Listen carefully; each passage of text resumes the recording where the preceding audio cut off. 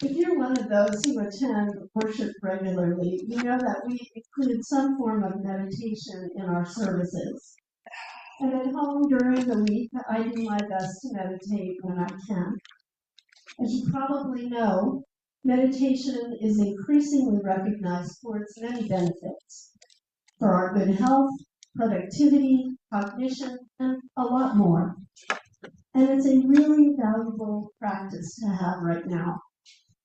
I think all of us could use a bit of grounding and inner peace as we do our best to cope with the serious issues in our personal lives and in the national and global disruption. As Reverend Dr. Barber says, this is a time when we all need centering, especially to find a moral center. It seems to me that almost everyone could benefit from finding a way to calm and soothe our overtaxed and overloaded nervous systems. I'm not saying that will make our personal and national problems go away. They'll still be here, like it or not, but periodically, withdrawing our attention from all of that disruption in the world and its challenges can give us a much-needed break. A spiritual practice like meditation can give us a new perspective on things, giving ourselves and our minds that kind of space will allow an opening for insight and a creative approach to arise to the surface. I believe it can also help us become more resilient, better able to adapt to the changes happening all around us. For myself, I know I feel fabulous after I meditate, so much so that once I'm in it, I often don't want to come out. It's kind of like exercise or going to the gym. It can be hard to get started, but afterwards the physical and mental rewards can be amazing. When I do get my endorphins going, they flood me with positive feelings and a much better outlook on life and a much better person to be with. So we've already done a chanting or singing meditation with our hymn of reflection when I breathe in. So that's an example of one form of meditation. Maybe you're not a meditator. Maybe you've never really tried it. In that case, I invite you to just get curious about meditation. Find out how this practice, which comes in many various forms, could affect you. Just notice. You might find it worthwhile to give yourself some attention, some affection. I'm recommending this because in these difficult times, meditating might allow you to find an island of sanity for yourself, a place of centering, a place of comfort, a place of calm, an island of sanity. The concept comes from the work of Margaret Wheatley. She's a Harvard-educated writer, teacher, speaker, and management consultant who has spent decades creating organizations and communities. She says that islands of sanity are places where the human spirit comes alive and we contribute in ways that make more possible. And we do that by paying exquisite attention to relationships. I love that idea. Exquisite attention to relationships. By meeting regularly as teams to problem solve together, and relevant to today's service, where people have a personal practice of reflection to garner a sense of peacefulness. Unitarian Universalism gives us freedom of conscience and freedom of belief or no belief. This unique faith gives us principles and values as a guide for living our lives. It gives us history, ancestry, and theology. But it does tend to be a little short on spiritual practice. And for many people, including many UUs, a spiritual practice can be a key to helping us find peace and direction. Many use such practices to gain perspective, to explore and become more aware and awake when it comes to our inner lives. There is, in fact, a UU book on spiritual practice titled Everyday Spiritual Practice, edited by Scott Alexander. It was published back in the 1990s. It's an anthology of essays talking about the wide variety of such practices, ranging from meditation and contemplation to all sorts of physical activities. But that's just the start, because people also find spiritual comfort in many other ways, from engaging their hearts in various kinds of relationships to social justice work and the creative arts. From this broad perspective, almost anything you do with intentionality, regularity, and mindfulness could be called a spiritual practice. Maybe like watching football. Of course, most widely recognized are forms of prayer and meditation. And there is a wide variation in those two categories alone. There are at least 14 different types of prayer and literally hundreds of types of meditation. I pray in my head throughout the day as the spirit and anxiety move me. One prayer I do with regularity is to give thanks before the first meal of the day. I'm mindful that I have enough food for my body and that it's a healthy food. And I'm grateful that I have choices and access that not everyone has. I'd like us to try 2 more meditations today. The first I just learned last week, and I found it really calming. It's called 2-breath meditation. It can be done anywhere, seated here in your chair, waiting at a traffic light, or in line at the grocery store. So we're going to try that right now. Let's find a comfortable way to sit, grounded on the earth. When you feel yourself in a posture, stable, connected, centered, that you're comfortable with, allow your eyes to close gently if that feels comfortable. And just begin to bring attention into your body. Invite a sense of relaxation. You can rest here, just where you are. And now start by putting all of your attention into your feet. Feel them. Are they warm or cold? Are your shoes too tight? Are they just right and comfortable? Maybe there's some tingling on the soles of your feet or in your toes. Now exhale all the air from your lungs. And then as you inhale, scan your body, beginning with your feet, drawing your attention upward. So let's try that. Exhale. And now attention on our feet, calves, thighs, belly, torso, shoulders, neck. Keep inhaling up to the very top of your head. Hold for a second if you can. And now we'll reverse the journey as you exhale. Head, neck, shoulders, torso, belly, thighs, calves, feet. Don't worry about the timing. We're going to do this a few times. So let's try it again. Inhale, beginning with your feet. Feet, calves, thighs, belly, torso, neck, shoulders, up to the top of your head. Exhale. Head, neck, shoulders, torso, belly, thighs, calves, feet, calves, thighs, belly, torso, neck, shoulders, head. Exhale. Shoulders, torso.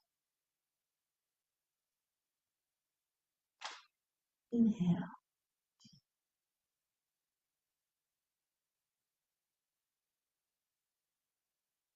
Exhale.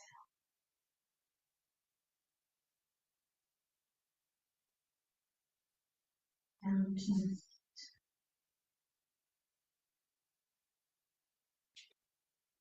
Now, when you're ready, prepare to gently open your eyes and keep the sense of steady, calm, and ease, even as you see that which appears in front of you and around you, the steady heart in the midst of it all.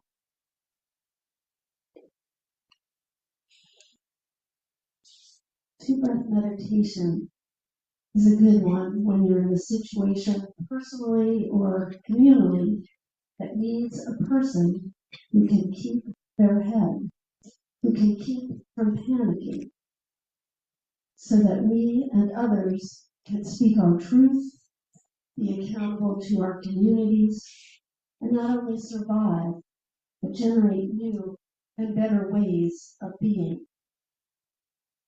Staying calm and connected in a conflict, or being knocked off off our pins by life, kind of reminds me of an often told story from Buddhist teacher Thich Nhat Hanh about how being on an overcrowded boat fleeing Vietnam, he said, when the crowded Vietnamese refugee boats met with storms or pirates, everyone panicked.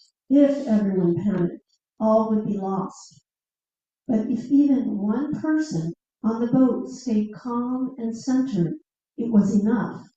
It showed the way for everyone to survive. The sense of calm was key to survival for the Vietnamese refugees, and it is equally important for us today, as Minneapolis has shown us, as we hold our ground against the cruelty perpetrated on us by our own government. Inhale. Exhale. Here's what my friend and colleague, the Reverend Sean Wilshire, wrote. At its heart, all meditation is about noticing. Sometimes we notice the breath. Sometimes we notice the body. Sometimes we notice the beauty around us. And sometimes we notice what stirs in us when we sit with a word, an image, or a phrase that speaks to our lives. So now I'd like to try another meditation, Reverend Sean's favorite form. It comes from a contemplative tradition called Lectio Divina, which is Latin for sacred reading. In this practice, we listen to a short text multiple times. It's important to say that we're not analyzing it or trying to figure out what it means. Instead, just notice what draws your attention, what resonates, what feels alive. Poetry works particularly well for this type of meditation. This practice isn't about getting everything right. It's about being open to insight, to feeling, to possibility, or simply being present with what is. Trust that whatever you notice is enough. I'll read a short poem 3 times with some instructions in between. Remember, this is a contemplative practice, so there's nothing to analyze or figure out. For this first time through, just listen and let the words wash over you.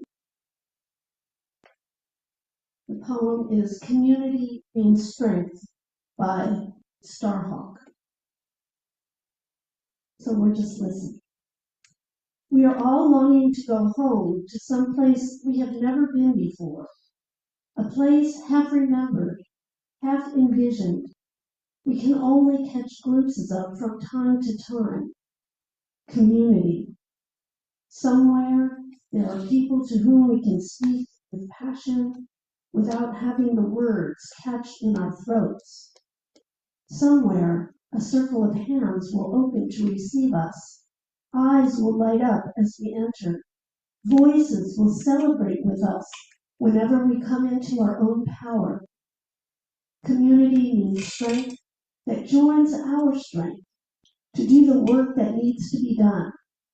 Arms to hold us when we falter, a circle of healing, a circle of friends, someplace where we can be free.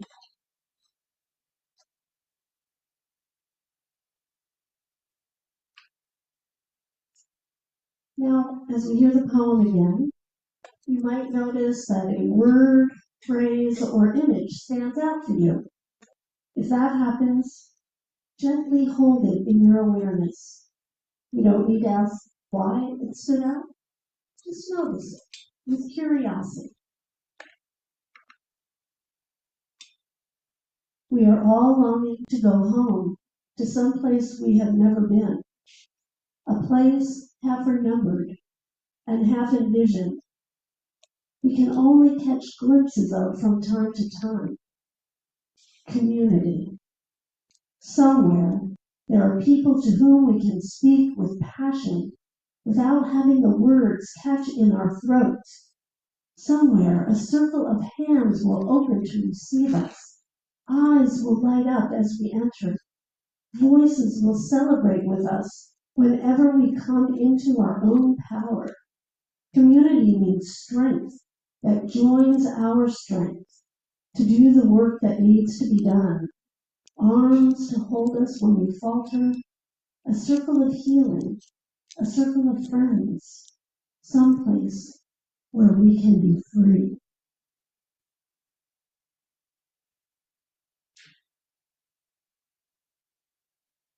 For this final reading, I invite you to notice what this word or phrase may be stirring up in you.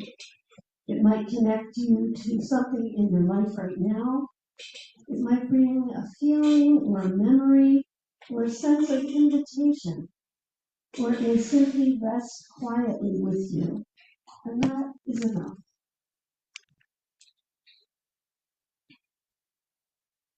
We are all longing to go home to some place we have never been, a place half remembered, half envisioned, we can only catch glimpses of from time to time. Community. Somewhere, there are people to whom we can speak with passion without having the words catch in our throats. Somewhere, a circle of hands will open to receive us. Eyes will light up as we enter. Voices will celebrate with us whenever we come into our own power. Community means strength that joins our strength to do the work that needs to be done. Arms to hold us when we falter. A circle of healing. A circle of friends. Someplace where we can be free. Let's take a few moments of silence. And I invite you to sit with whatever you notice, trusting that wisdom doesn't always arrive as answers, but sometimes as a gentle presence.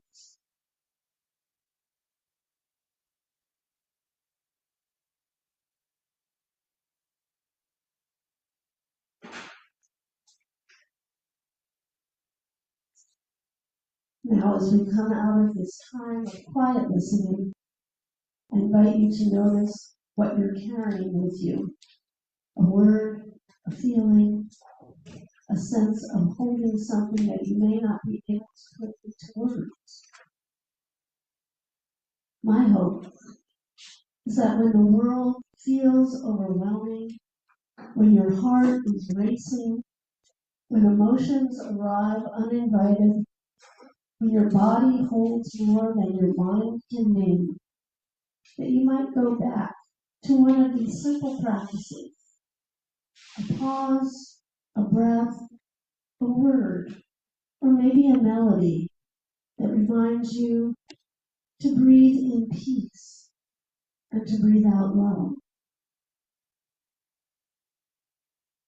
Till Lennon, co-founder of an organization called the Compassionate Shift, writes that to be in community is to be in a place of refuge, a place people can belong when the world feels crazy, to find safety in times of great disruption, change, and loss, to be seen, heard, and held in our individual and collective struggles and challenges. And I'm wondering if this idea, creating actual communities that can serve as shelters in the midst of the storm, could possibly lead us out of the extraordinary difficulty that we find ourselves in. I can imagine those communities in my mind's eye. All I have to do is imagine the neighbors in Minneapolis. Maybe they start as separate and isolated groups at first, but then gradually grow and find ways to reach out, to form some sort of mutual beneficial network.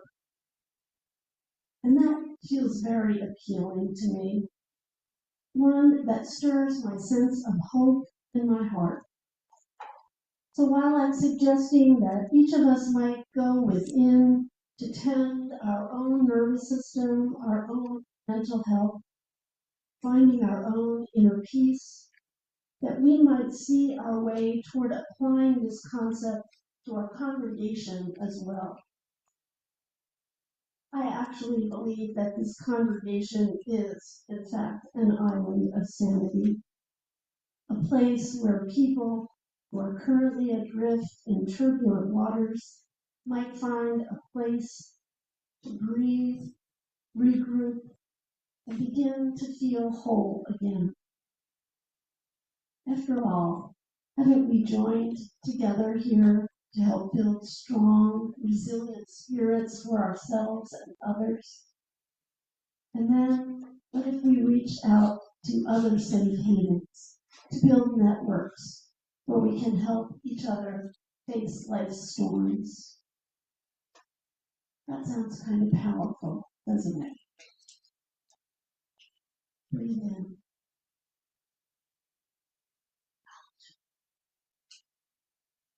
Listen.